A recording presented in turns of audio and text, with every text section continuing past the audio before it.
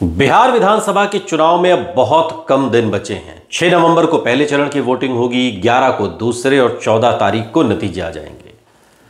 लेकिन इस बार एनडीए और इंडिया ब्लॉक दोनों के बीच काफी क्लोज फाइट देखी जा रही है। मैं खुद अभी बिहार होकर आया हूं और अपनी टीम के साथ मैं बिहार के कई जिलों में गया, कई विधानसभा सीटें हमने कवर की और वहां पर लोगों की नब्ज टटोली, उनसे बातचीत की, ऑन कैमरा भी की और ऑफ कैमरा भी की। ये फाइट हर सीट पर यूं लगता है कि जैसे बहुत क्लोज फाइट हो गई है।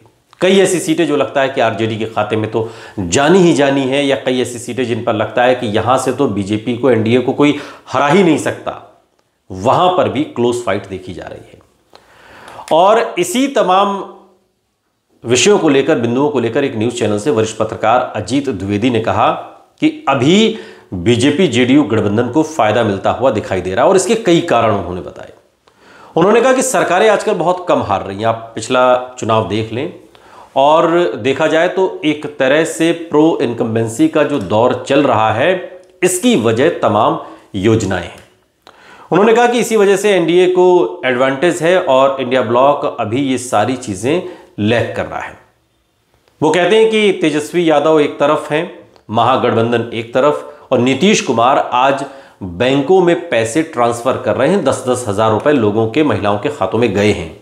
बहुत सारी महिलाओं के खातों में पैसा गया है और लोगों को उन पर भरोसा हो रहा है क्योंकि पैसा आ रहा है। बहुत सीधी सी बात है, इसमें किसी का पक्ष लेने या न लेने की बात नहीं है। पैसा महिलाओं के खातों में गया है, बहुत सारी महिलाओं के। आज की तारीख में तेजस्वी यादव जब हर घर जॉब बांटने का वादा कर रहे हैं कि बिहार में कोई ऐसा घर नहीं होगा जहां पर सरकारी नौकरी ना हो, प्रो इनकम्बेंसी को लेकर पत्रकार महोदय कहते हैं कि एक फैक्टर यह भी है कि 10,000 रुपए महिलाओं के खाते में उन्होंने भेज दिए और यह दिवाली से ठीक पहले आया है। उनके खाते में ये पैसे दिवाली से ठीक पहले आए। कई महिलाओं ने तो ख़त्म भी कर लिए। कई महिलाओं से मैं खुद मिला, जैसे मसौड़ी एक विधानसभा एक इलाके में हम गए और वहाँ पर हमने महिलाओं से बात की तो महिलाएं कह रही हैं कि हम तो वही पिज्ज़ा बर्गर खा लिया, हमने तो ख़त्म कर दिए पैसे। यानी कि 10,000 रुपए में वो क्या स्वरोजगार करेंगे। और बहुत सारी महिलाओं को तो पता भी नहीं कि स्वरोजगार के लिए पैसा आया है। उन्हें तो लग रहा है कि सरकार ने ये पैसा भेजा है दिवाली मनाने के लिए। तो इस तरह की तमाम योजनाएं हमेशा से गेम चेंजर रही हैं। और शिवराज सिंह चौहान की चाहे लाडली बहन योजना हो, एकनाथ शिंदे की माझी लड़की बहन योजना हो, छत्तीसगढ़ में महतारी बंधन योजना हो, या फिर पिछले साल झारखंड की सरकार की मैया सम्मान योजना हो, इस तरह की योजनाएं चुनाव में गेम चेंजर साबित हुई हैं। ये हम सभी ने देखा है।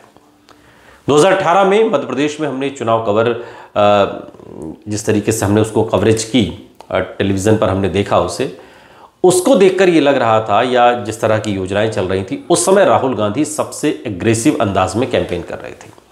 चौकीदार चोर है का नारा देकर वो उस समय चुनाव लड़ रहे थे।